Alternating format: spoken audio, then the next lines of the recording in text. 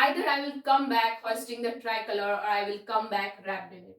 These are the words that echoes in the heart of every Indian soldier who stands on the battlefield. The story that I am going to share with you all today is also about one such hero, a brave heart who let down his life for the sake of the country at just the age of 21. He was one of the youngest recipient of India's highest gallantry award, the Param Veer Chakra. Yes, I am talking about none other than the epitome of courage, the second lieutenant Arun Khetarpal, who gave the supreme sacrifice for our country in the Battle of Basantar during the Indo-Pak War of 1971. Born in Pune, Maharashtra on 14th of October 1950 to M.L. Khetarpal and Maheshwari Khetarpal, bravery flowed in the veins of Arun because he was born in a family with a long military tradition. He did his earlier schooling from Delhi and later on went to the Lawrence School of Himachal Pradesh. He had an immense wish to serve for the country, so he joined the 38th course of National Defence Academy in the Foxtrot Squadron.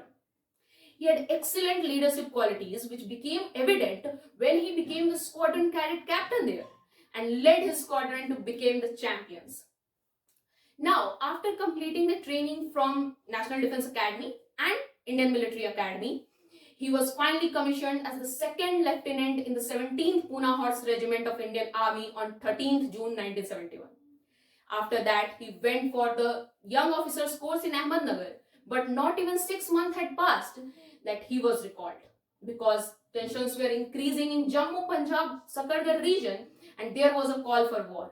The war began on 3rd December 1971 and Arun and his regiment 17th Pune Horse was given the command of 47th Infantry Brigade in Indian Army. They fought fearlessly with the enemies and destroyed many of their tanks.